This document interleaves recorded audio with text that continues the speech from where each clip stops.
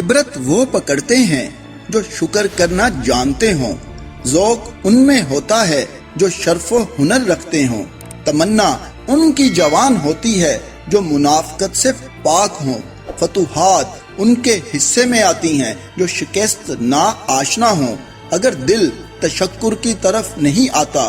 دماغ ہنر کی طرف نہیں جاتا اور زبان حق کی طرف مائل نہیں ہوتی تو انسان نہیں رہتا بلکہ دشت و صحرا میں بدل جاتا ہے۔ جب چاروں طرف بے کراں دشت آدم زاد کی شکل میں پھیلے ہوں تو اس صورت حال کو قحط الرجال کہتے ہیں۔ قحط میں موت ارزاں ہوتی ہے اور قحط الرجال میں زندگی کے تعاقب میں رہنے والے قحط سے زیادہ قحط الرجال کا غم کھاتے ہیں۔ جنوری 1973 میں شائع ہونے والی شہرا آفاق تصنیف آواز دوست میں لکھے ہوئے عظیم مصنف محترم مختار مسعود صاحب کے الفاظ 48 سال گزرنے کے باوجود حرف بحرف آج بھی ہمارے معاشرے کی عکاسی کر رہے ہیں۔ کامیاب فلاحی اور جمہوری ریاست کا قیام ریاستی ستون کہلانے والے اداروں یعنی مقننہ، عدلیہ، انتظامیہ، میڈیا اور فوج کے آئینی، قانونی اور اخلاقی حدود میں رہتے ہوئے اپنے فرائض منصبی کو سر انجام دینے سے مشروط ہے، لیکن ہمارے تمام ریاستی ستونوں میں پائے جانے والے قحط الرجال کے باعث 73 سال گزرنے کے باوجود آج بھی پیارا پاکستان آئین اور قانون شکنی، اقربا پروری اور میرٹ کی پامالی کا خمیازہ بد امنی، سسٹم کی تباہی، معاشی بدحالی اور طوائف الملوکی کی صورت میں بھگت رہا ہے۔ ستم ظریفی تو یہ ہے کہ اس میں دور دور تک بہتری کی کوئی امید نظر نہیں آ رہی۔ جس ملک میں جمہوری نظام صنعت کاروں، جاگیرداروں، وڈیروں، نوابوں، مخدوموں، ضمیر فروشوں اور کرپٹ خاندانوں کے ہاتھوں یرغمال بن جائے، اسمبلیوں میں غیر مہذب نعروں، جگت بازیوں، دست درازیوں اور الزام تراشیوں کا کلچر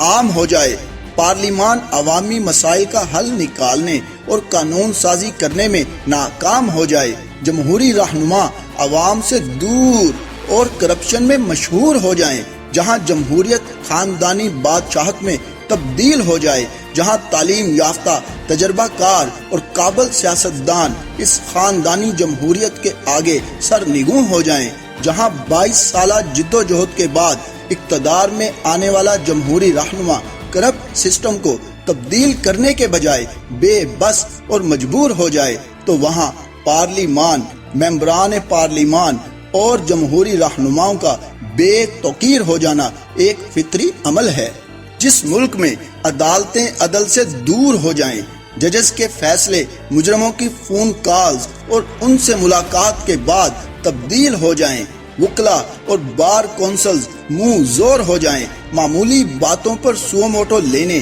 اور ہر ادارے کے خلاف ریمارکس دینے والے طاقتور ججز وکلا گردی کے سامنے بے بس ہو کر خاموش تماشائی بن جائیں، چھٹی والے دن طاقتور کی ضمانت منظور اور کمزور کی درخواست سال ہر سال سماعت سے محروم ہو جائے، مجبور عوام کورٹ کچہری میں خوار اور سزا یافتہ با اثر مجرم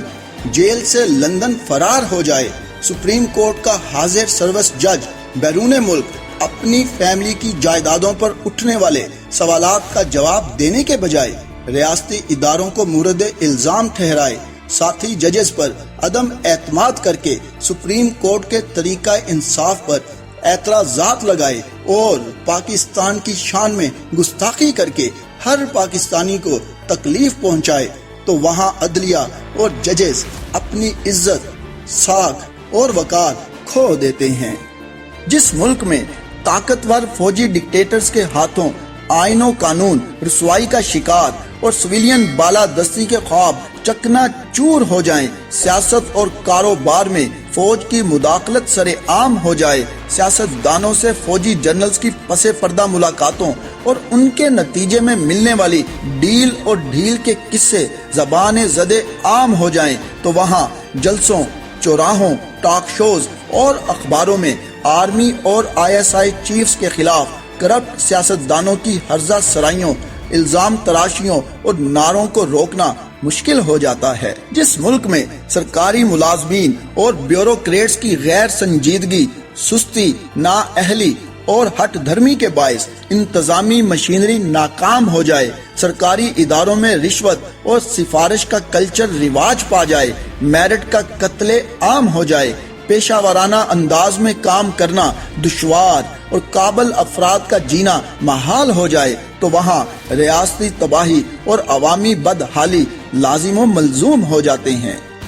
جس ملک میں میڈیا کی آزادی میڈیا مالکان کے ہاتھوں پامال ہو جائے، لفافہ صحافت، فیک نیوز اور بلیک میلنگ عام ہو جائے، میڈیا عوام الناس کی تعلیم و تربیت میں ناکام ہو جائے، اینکر پرسنز کرپٹ مافیا کے ترجمان بن جائیں، آزادی رائے کا غلط استعمال شر پسند اور متعصب صحافیوں کی پہچان بن جائے، اشتعال انگیز بریکنگ نیوز کے باعث ہر شہری پریشان ہو جائے، تو وہاں پر صحافت کے علم برداروں پر اعتماد اور ان کا احترام کرنا ناممکن ہو جاتا ہے۔ جو قوم کتاب، تحقیق، ریسرچ، صداقت، دیانت، امانت، ایمان، اتحاد اور تنظیم سے دور لیکن جھوٹ، بہتان، غیبت، خیانت، آرام پرستی اور کرپشن میں مشہور ہو جائے، تو وہاں پر وہی کچھ ہوا کرتا ہے جو ہمارے ہاں ہو رہا ہے۔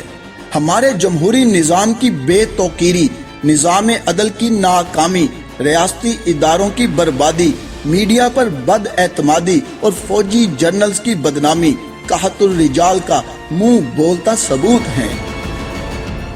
قحط الرجال کی اس کیفیت سے چھٹکارا پائے بغیر پاکستان کو ریاست مدینہ بنانا ناممکن ہے۔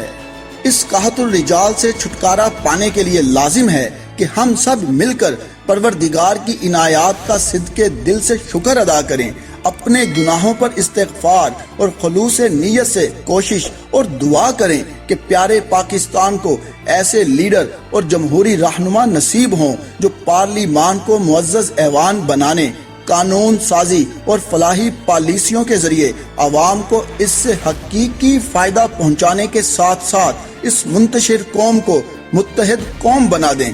نظام عدل کو ایسے ایماندار، خوددار، بے خوف اور باوقار ججز مل جائیں جو نظریہ ضرورت کو دفنا دیں، خوف خدا کو دل میں بسا لیں، نظام عدل میں پائی جانے والی خامیوں کو دور کرا دیں، کرپٹ افراد کو فائدہ پہنچانے، تاخیری اور متنازع فیصلوں سے باز آ جائیں، ریاستی اداروں میں ایسے ملازمین اور بیوروکریٹس کی بہتات ہو جو ذاتی مفاد سے بالا تر ہو کر تمام توانائیاں اور قابلیت صرف اور صرف ملک و قوم کی فلاح و بہبود کے لیے صرف کر دیں۔ میڈیا کو ایسے باضمیر اور ایماندار صحافی مل جائیں جو قلم کی حرمت اور آزادی رائے کی عظمت کو رسوائی سے بچا لیں۔ مادر وطن کو ایسے بہادر، خوددار اور فرض شناس سپہ سالار نصیب ہوں جو حلف کی پاسداری کرتے ہوئے ملکی سرحدوں کی حفاظت کو نصب العین بنائیں اور سیاست اور کاروبار سے کنارہ کشی اختیار کر کے پاک فوج کے وقار کو چار چاند لگائیں۔ جس دن ہم نے خلوص نیت، نیک اعمال، لگن، تڑپ اور طلب سے رب ذوالجلال کو راضی کر کے قحط الرجال کی موجودہ کیفیت سے چھٹکارا پا لیا، اسی دن پاکستان کو وہ بام عروج نصیب ہو جائے گا جو اس کا مقدر ہے، کیونکہ پاکستان قدرت کا وہ انمول تحفہ ہے جو تا قیامت قائم رہنے اور اقوام عالم کی رہنمائی کے لیے معرض وجود میں آیا ہے۔ انشاءاللہ